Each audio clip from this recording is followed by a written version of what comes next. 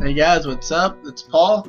So I've been uploading a couple of documents recently, and I wanted to take some time to go back over one and explain it a little bit. It's called the Predictive Running Program.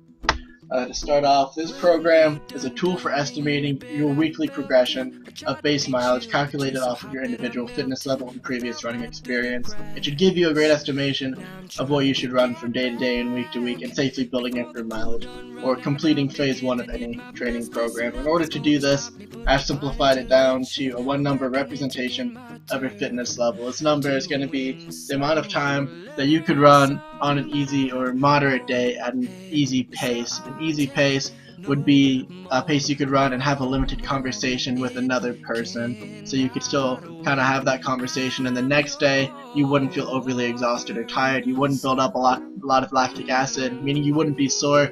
And if you were to do this kind of run for a week, you would be okay at the end of that week. You'd be able to feel alright about yourself.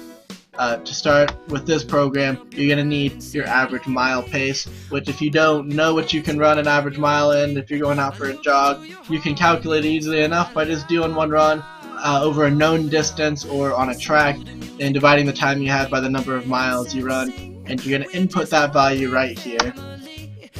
Next, you're going to come back over to this cell block where you're going to insert that initial value I was just talking about.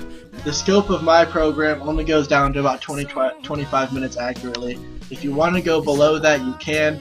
It'll give you the progression, but it'll be a lot more comprehensive if you refer back to my intermediate training program. It's going to be a lot more beneficial for people that are starting off. So let's input that initial value, and you'll see immediately it outputs what you should run over the next 4 months and minutes. And also, if you come over here, is a graph of your mileage trend over that same time. You'll see that every 4 weeks you'll have a decrease in mileage. This drop right here is so that your body can recover from the stress that you put it under for the last 3 weeks. This is really important in letting your body really cope with the training that you've done. If you don't have that and you constantly increase, you have a really good chance of getting yourself injured. So make sure that you take this time, even if you're feeling pretty good about yourself, because it really can add up. Also, come back over to the graph, or the log, sorry, and you'll see that there is a color gradient marking every number. This gradient denotes the relative intensity of each run related to the runs that you're doing that week or other runs that month. White would be the easiest intensity, so you'll see that this one on Sunday is completely white because it's 0. You're not running at all. It's your easiest day that week. Right above that, on Saturday, you're running 36 minutes. That's going to be your hardest day that week, so it's in that dark blue.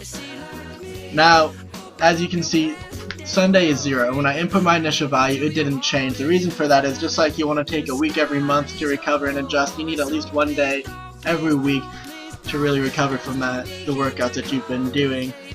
So Sunday is that day. You don't want to do anything hard or strenuous. You want to make sure that that's your day to take it all in. However, if you do want to do a run and you think you can go out and do something easy without setting yourself back, that's okay, but you'll have to input that initial value just like you would up above, and it'll output that proportion in tangent with the rest of the runs you'll do over the next couple months, so you don't have to adjust that. It'll calculate that for you.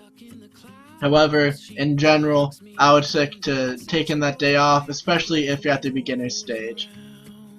Now come over here is a chart for this intermediate program, and just another way to represent the increase in mileage that you're doing and kind of compare the difference that you're making. So the first day, you can compare a Monday here to a Monday that you're going to be doing in 4 months, or the long run in the first month here is going to be about the same as your easy recovery day before the long run 4 months from now. So even though the progression that you're making is really slow and you're not doing a lot at once, it really adds up over time if you're consistent and you stick with it.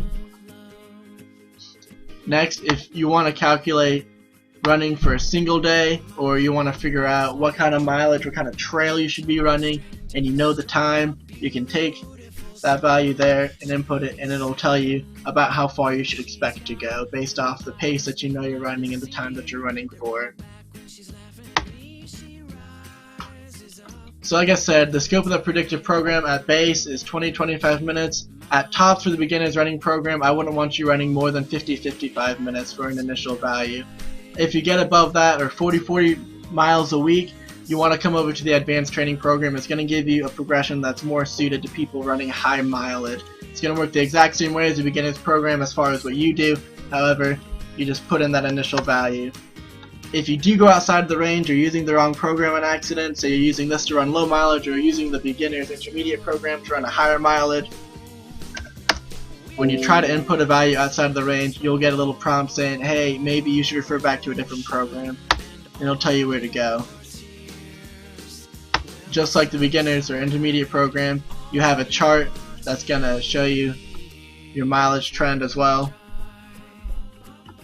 so you'll be able to look at both of those. Lastly, as a disclaimer, I put a lot of effort into this. I think it works really well, but it's not perfect, and you need to make sure that you're taking your own body signs and how you feel into account and not do more than you should. If you get to a week and you really feel exhausted, like you've been doing too much, say you come down here to week 12 and 32 miles is feeling really stressful, cut it back 2 or 3 weeks, take the initial value from there and input it back where you started, and it'll give you the trend there on out to make sure that you're not doing more than your body's capable of. I hope you guys enjoy it and find it useful. If you have any questions, let me know. I'm here to help.